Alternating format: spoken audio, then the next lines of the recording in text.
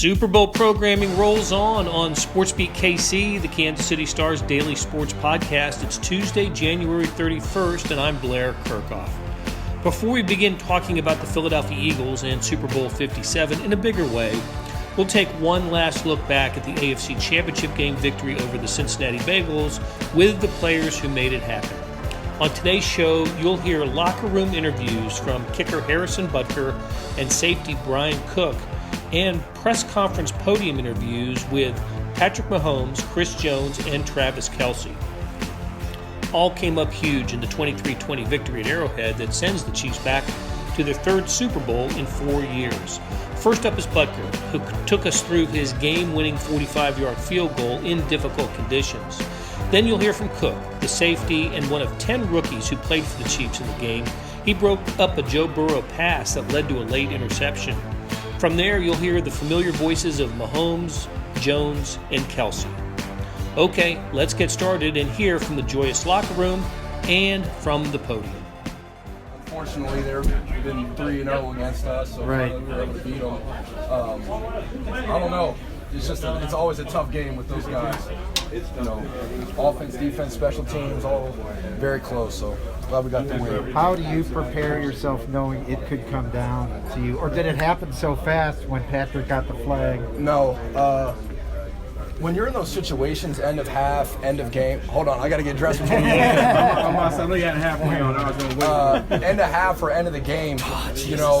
You really got to make sure you're warming up earlier than when you think you're going to be needed, right? Because normally when the offense gets the ball, I start warming up. We drive down the field, but when time's, a constraint, there might be 2-3 plays and then I'm up, ready to go. So I feel like I've done a better job over my career of trying to be ready for those kicks. And, I was ready for it because I was kicking when Joe still had the ball, warming up then. So what were the conditions when you went on for the last time there? We couldn't tell which way the wind was blowing, even which side of the field. I mean, it was crazy. The flags were going one way, and depending on what goalpost you looked at. Yeah, the wind was out of the north, but in the stadium it kind of wraps around. Going that direction, I thought the wind was, what do you think, Tommy, a little in the face and definitely left to right? In the face, left to right, yeah. Yeah, I thought the wind was worse than what the flags were showing. But yeah, like I was saying earlier, I wasn't sure if the ball was going to have enough distance. Like, I hit it well, but it was just kind of floating up in the air, and I'm glad it went over. I don't know by how many yards it went over by. At what point in the process did you know it was good? Well, Tommy was hugging me, and I'm still trying to see if it's going over the crossbar. But yeah, great snap, great hold, and just glad we were able to make it when we needed it the most. Does it feel like a great irony after all you've been through this year? Yeah, it was a tough. I'm going to be on camera now, looking really silly. But it was a tough year with a lot of ups and downs. I missed more kicks than I ever have this season compared to other years. But I tried to keep the faith, kept working on my technique, didn't give up, and just so thankful for that kick to go through. Very blessed to be in this position. Very thankful to God for kind of being with me along the way. I couldn't have done it without him. Sorry. Yeah. What does it mean that not just you, but a lot of guys got redemption today? Yeah, I guess you're referring to Sky more. Yeah, he did a great job. You can look at Chris, you can look at Pat. Yeah, a lot of guys. I think that just speaks to the type of culture that Coach Reed has established here, where you don't get too high, don't get too low. You try to maintain your personality no matter if it's a big moment, no matter if you're doing well, doing poorly. Coach Reed was talking to us during the week and just talking about how it's going to be a home game. The crowd's going to be really behind you when you do something well. When something bad happens, it's kind of, the crowd's going to get deflated. But thank you, James. But we can't worry about that, right? You got to be even the entire time and just focus on what you can control and be the best. And if everyone's at their best, then when you add that all together, you got a great team that's hopefully going to win the game. With the cold, does it feel like you're kicking a brick? Like how? So that's an interesting thing, the balls were supposed to be at 13 PSI, but they're put at 13 PSI indoors. So say it's 70 degrees in here, you go out. Very important. Very important, yeah. I need the media to get behind this. Yes. Hey, man. This is It's 70 degrees indoors, but you go outside and it's 15 degrees outside. Well, that ball is now at like 10.3 psi, right? It's flat, but the leather's hard. So, you might squeeze and think, oh, it's not that deflated because the leather is so rigid, but still when you're kicking the ball, it's just not going to go as far because that PSI has dropped so low. So, yeah, I would love it if we could get the balls at 13 PSI at the outdoor, game temperature because it affects it. And you could see that 45-yarder, kind of barely went over the crossbar, even though it was a good hit. Did little kickers grow up dreaming of kicking their team to the Super Bowl, like kids, 7th game of the World Series? Oh yeah, definitely. My collar's been up this whole time. I think definitely as a kicker, you dream about those moments, right? That's what everyone remembers. Those big kicks, not necessarily, their field goal percentage during the regular season or whatever. I grew up a big Vinatieri fan, and he was a very accurate kicker. But you think about all those big kicks that he had throughout his career, and that's what comes to mind when you think of kickers. So how far would that kick have gone in like good conditions? Do you think? Like if we were indoors or something? Just like normal, yeah.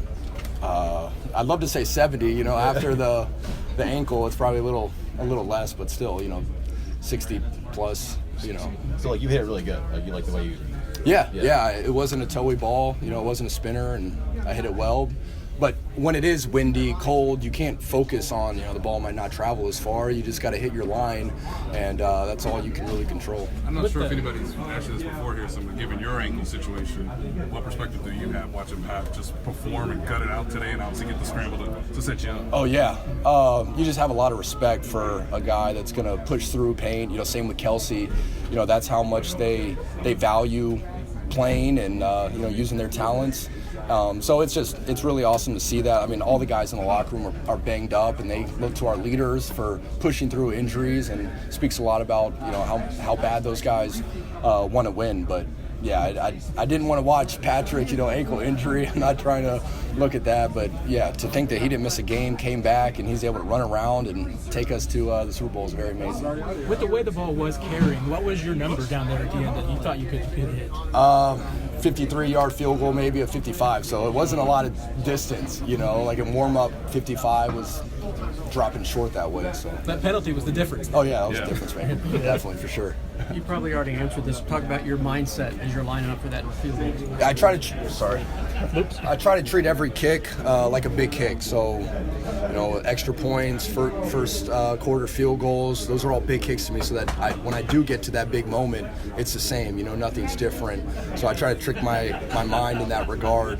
But you go out there and you trust it. You do what you've been doing the whole week of practice, the whole season leading up to that moment, and you trust it and just kick the ball. What went through your mind when you saw it go over the crossbar? We're going to the Super Bowl. We still had to kick off, and obviously they could run that back for a touchdown. But a lot of emotions went through my mind. Obviously, this season's been a tough year for me. I've had a lot of misses, some big misses, but I tried to keep the faith, tried to keep working hard. Didn't want to lose confidence, and was able to make this kick. So it's a blessing to be here. The slant, he ran the slow go, so when he first ran the slant, I'm waiting, and then he broke for the up, so obviously I got to help with that. And then just trusting my teammate Josh to be there on side of me, when I was there to make the play, I tipped it. Thank God, he was there to pick the ball off. And for me, that was just more of like him being where he needed to be, being where he should be, and making the play, making the big play for us. So I appreciate him. For the plays he made was Jay Watt. We stepped up this game. So him, Trent. It was a well-rounded game for us. I know it wasn't the prettiest, as you can see, the score was a battle, but I think in the end of the day we played our best at the time we had, and this is the result. So I'm appreciative of them boys. I'm definitely beyond blessed to call them my brothers. On that tip, were you just trying to keep it away from the receiver? Or Yeah. No, I'm trying to get the ball as far as receiver as possible.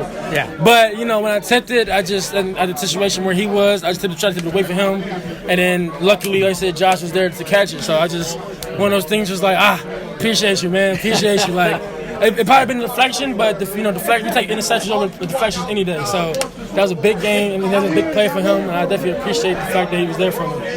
During that ceremony, I saw you just standing on the bleachers, just kind of by yourself for a moment. Yeah. Just kind of, what was going through your head during that time? Two things. Soaking in the moment.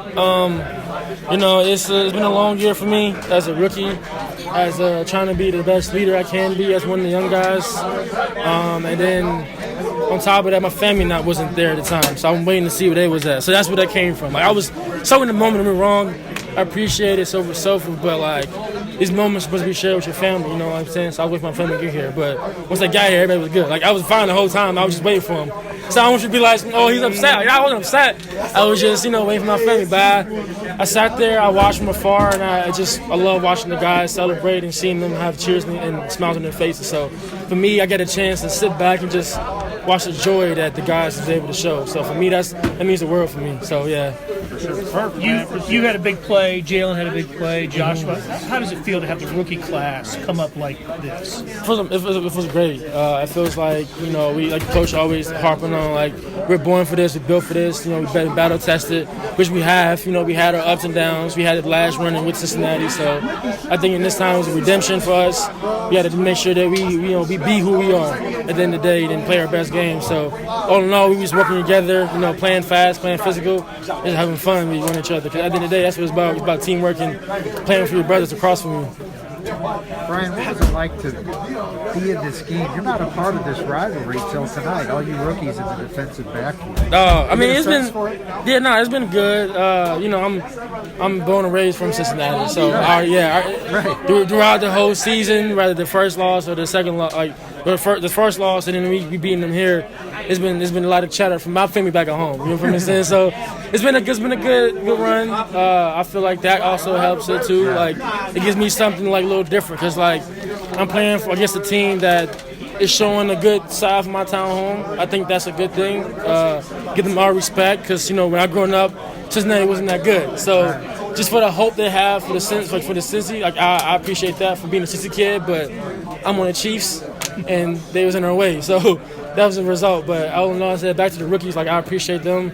We're going to grow, we're going to continue to develop, and that's the most beautiful part about it. We're still rookies, so we're not rookies anymore, but it's our first year, I would say. The Butker kick, it's into the wind. It felt like it took forever. I mean, you're standing on the sideline watching that. I couldn't even watch it, bro. I was nervous too bad. I closed my eyes and just prayed. You feel me? But I feel like, Buck, he came in. I knew he had the confidence in him. I seen the preparation. I seen how he worked the whole season. I know he had some struggles, in the different seasons, but, keeping his head strong, continue to save the process is a big thing for him. So when the time came for a big opportunity, this is the walk on the park for him. As you've seen, he cleared it with a lot of space, you know what I'm saying? So it was like we was in there, 10 stop anything, so he made it very clear for us. And after that point, on kickoff, we had to then rally for that, but it was a battle. It was definitely a battle, and I appreciate the fact that he was able to step up in the big time, even with the situation where he might not have been. People may not think he was as consistent. I still have full faith in him, full belief, and he didn't prove to me and to the team, which I already knew he really was, which is clutch. So he came up big for us. I appreciate that. All of us did. I know you mentioned your family, but there was a lot of talk all week, from Cincinnati. You guys, other than a few guys, didn't seem to take the bait and engage as much. But how much were you aware of that? How much do you guys talk about that internally coming into the week? Man, yeah, think about it. We come in at like 8 o'clock and leave at like 6. We have a work day, you know what I'm saying? So at the end of the day, we can sit here and gossip like some people do, or we just put our head down and work. At the end of the day, there's nothing for me to say. We just came out there and do the best we could. But at the end of the day, like, the past gonna do the talking for us, at the same time. So we're not there. The past talked to us, talked for us, and we walked away with a victory. So that's all I can say for that one. It seemed like Kelce. I mean, Kelce yelling to respond, clap back to Cincinnati there a little bit. Had you guys seen some of that stuff? Yeah, a lot of fight. I think for me, it was nice to see the guys fight. I know, for me, I had the personal fouls on the season and the other flags, and I was just trying to be the best I can for the team. I felt like I was hurting the team, but I think this was the game where all personalities were showed, everything was let loose. And I was like, okay, a lot of guys in here. I'm not the person that needed to sit here and harp on what happened in the past because everybody make mistakes in this game. It's a big game, you know what I'm saying? So try to stay focused on what you do the next play after the next play. And Kelce was harboring that the whole week, walking down the field for kickoff, kicking return, being the leader. Pat stepping up, doing his thing, showing people who he actually is, reminding people who he actually is, of being that guy. Came in big for us, so just, like, I look at it as like Kansas City doing Kansas City things. Yeah. Appreciate it. Thank you. Appreciate it, man. Take care, man.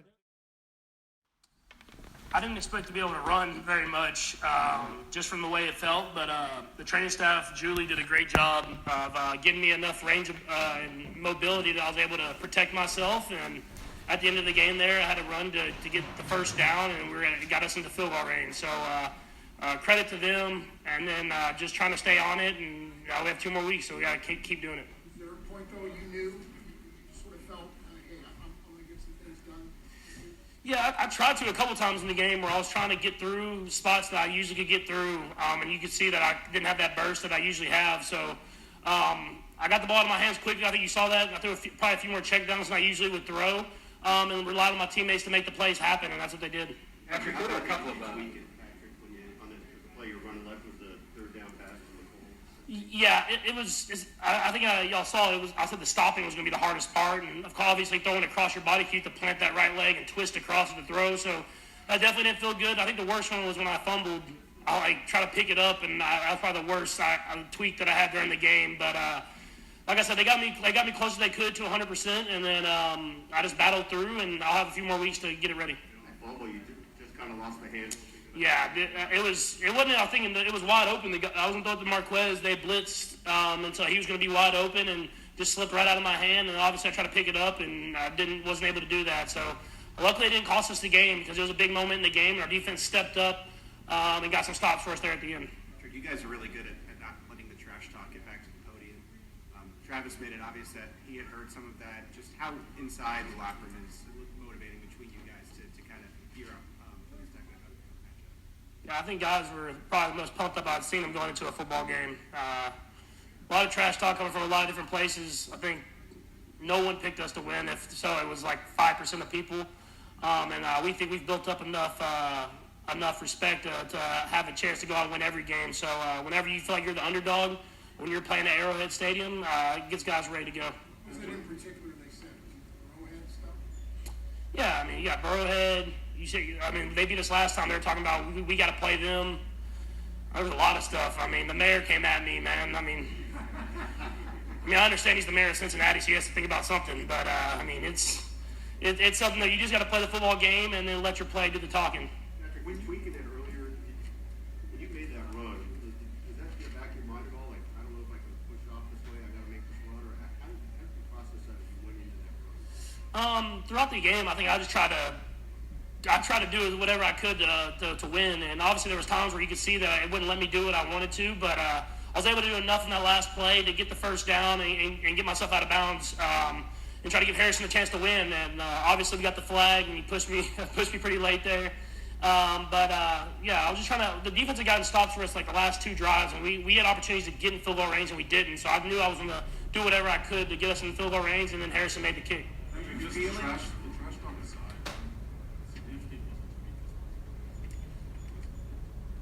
Yeah, I mean, the way we've played the last couple games, I mean, you saw it was very similar to these last games where we get ahead and they come back and beat us, and that's a credit to them, man. They had a great team and great leaders over there. But we felt like we needed to get this win. We wanted to play this team, and we got them at Arrowhead Stadium, and we were able to finish the job this time. And I mean, the job's not finished for us. I mean, we got a chance to go up against a great football team in Philadelphia Eagles, and so we had to enjoy this for about a day. And then get right back to it because I've been in the Super Bowl, man, and winning it's a lot better than losing it.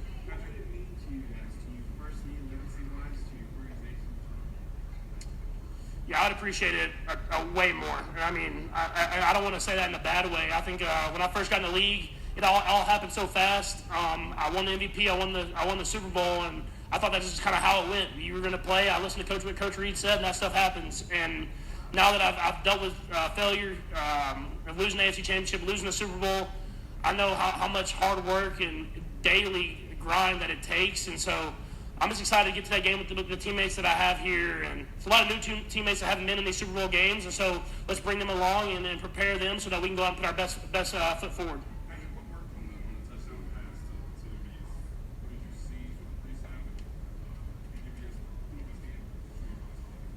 Yeah, no, it was he was kind of like the third progression in the read. We had a good protection going, and the offensive line gave me a lot of time. And so I wanted to look at Kelce first, and they sent a double team to him. And then I reset back to the deep cross that we had, and the safety jumped that. And so just both those safeties having to double team Travis and jumping that, I just tried to get back to it, and I saw that hand go up. He's like 6'5", and has a long arm. So he threw the hand up, and I couldn't really see in front of him, so I tried to throw a line drive to him, and he was able to make a big play for us and a big part of the game. Patrick, you went into this game with about as many weapons as you've had in a long time, and then they just kept dropping us. What was it like to go through the game and look up and you got Marcus Kent and huddle and all that? Yeah, it was a wild week, man. We got guys back, we lost guys, we had guys kind of questionable or whatever you want to say. And so I was proud of those guys and how they battled, man. Not everybody was feeling 100% out there, and they went out there and battled anyways. But let's try to get those guys back now, and we have the extra week, and hopefully we can get them back, as many guys as possible. And the good thing about having a guy like Kemp is he was the guy I was throwing to in scout team and in training camp my first year here. So I've built up that trust in him and know he's going to be in the right spot. And every time he gets in, man, he seems like he made something good happen. So I was happy for him. Last one, Patrick, Fred Pete said people didn't realize how hurt you were. Your performance tonight adds to a great legacy. What do you feel like this performance, in your opinion, fits in your Yeah, I mean, it's hard for me to comment on it. My goal is to win the Super Bowl. And obviously the AFC Championship is something that I'll forever remember, winning that Lamar Hunt trophy at Arrowhead Stadium. But to me, the job's not finished. All you can think about is how are you going to get better? We're playing – this is a great football team that we're going up against. I think you've seen that the last few weeks and this whole entire season. So I know it's going to take the best that we got, and that's going to take us preparing this next week and the next week after that to go out there and play our best football. Sit here with me. I'll move next to Ruth. How y'all doing? Good. What was it like? You guys got after the quarterback early and late. Just take us through kind of what worked for you guys tonight on the defensive line. I just think the back end showed up really, really well for us.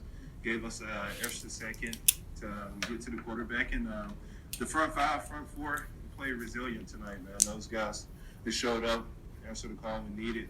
Mike Dana, George Karlaftis, Frank Clark, doing Frank Clark things. He's moving up in the record books. So I think we just played resilient and stopped the run. We was able to get after him. Chris? I think I planned for this game. My whole offseason was dedicated to this game. I missed a few big plays last year. I'm fortunate that I was able to move forward, and I put that on my shoulders. So this offseason, I dedicated my whole offseason to making sure when that moment calls for me, again, specifically, that I'll answer the call. Looked like before the last maybe thought about going inside, and obviously you went outside. That matchup when you came. Yeah, the last play, I think it was gunfire. They ended up bringing the tight end up, munching out the back. And when they gave me that look earlier in the game, I was getting the tackle in the guard. And I figured since the tight end was on the line, they was on the mass protection, keeping the tight end in, making them chip the D in. So in my head, I was thinking maybe I can get a one-on-one with the tight end. If not, I can get a one-on-one with the tackle, and I feel pretty good about it. Chris, folks, Chris. Good job keeping it down this week. Back and forth.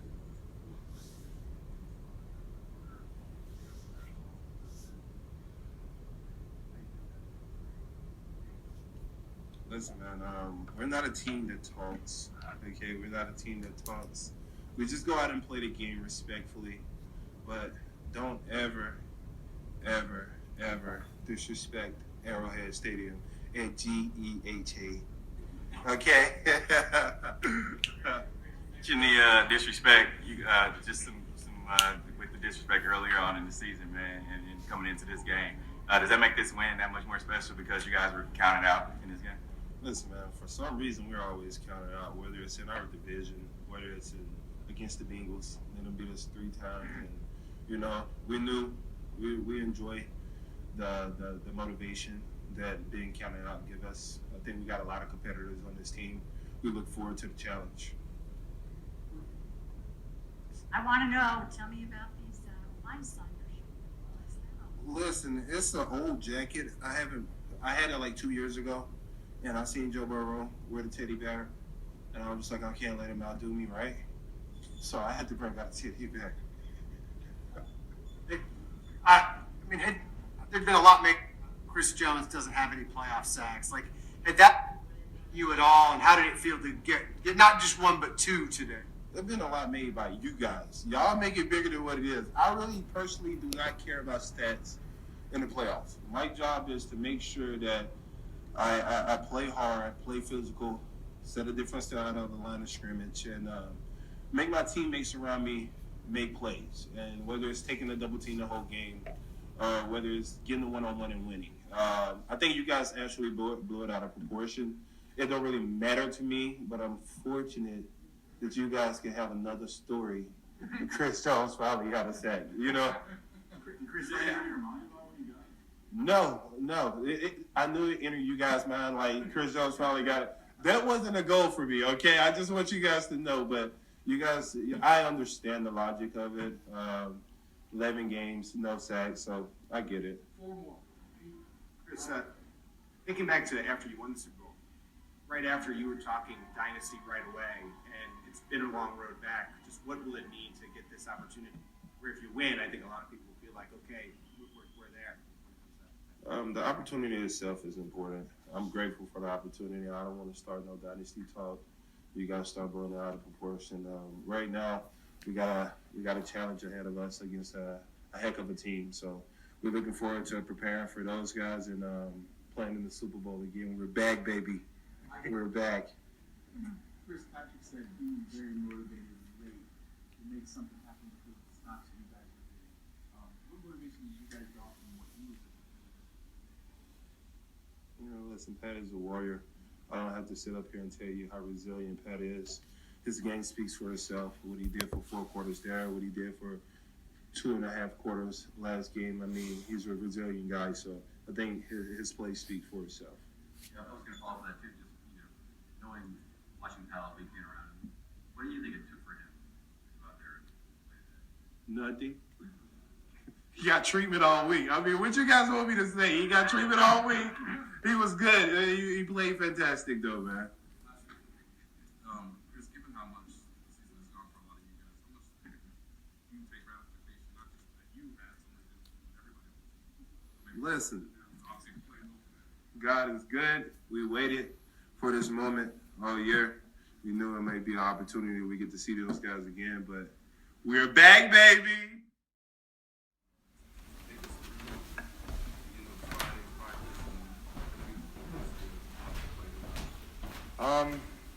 For me, specifically, because I wasn't the only one that was going through it.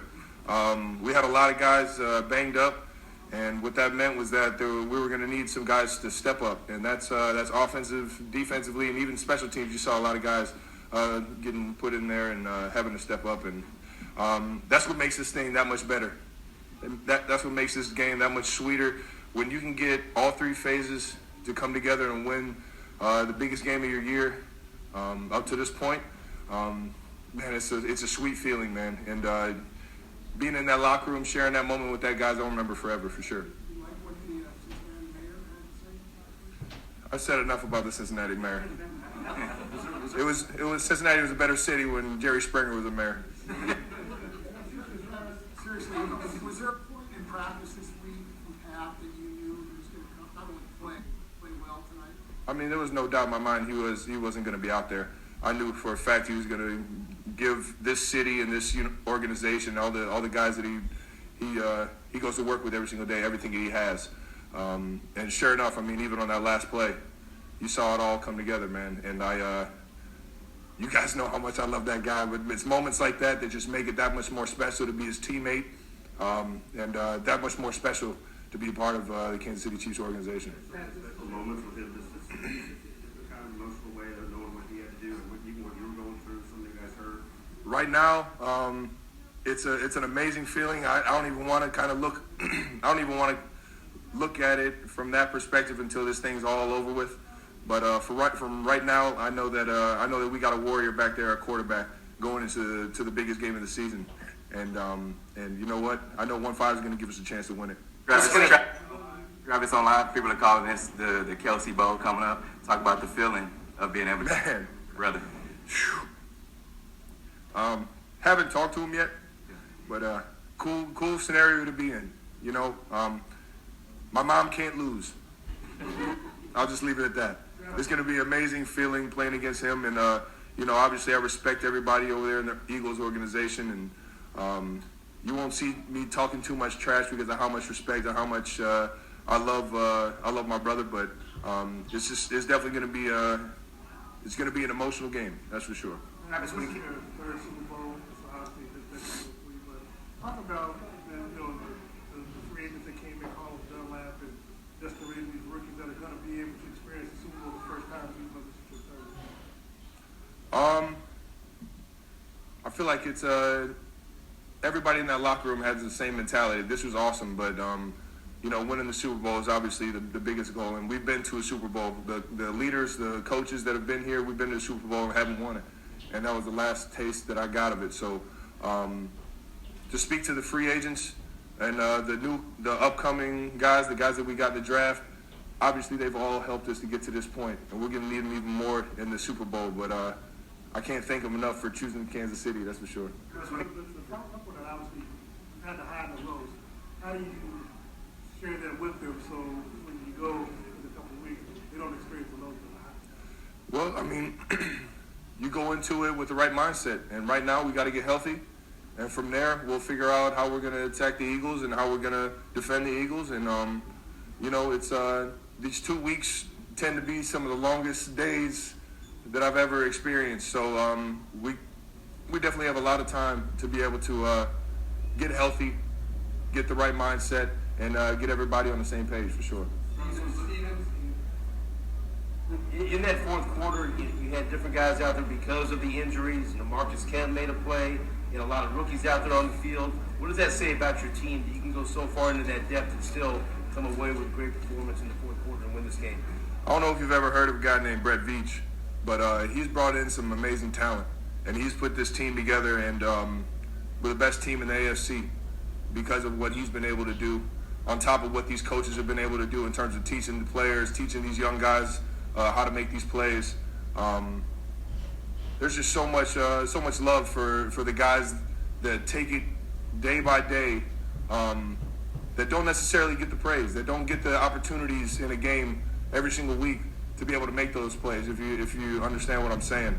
A guy like Marcus Kemp stepping up, even a guy like Harrison Butker, who, for whatever reason, everybody was on him for maybe struggling a little bit, and he's just absolutely been perfect in these playoffs and just put all of that aside. Guy like Sky Moore, who had a few struggles early on this season, steps up to the plate, makes arguably the biggest play in the game on that punt return, putting us in a position to be able to get close enough to get a field goal. Those guys that work their tail off and don't always get that opportunity in the game, for them to step up, man, it's the best feeling in the world.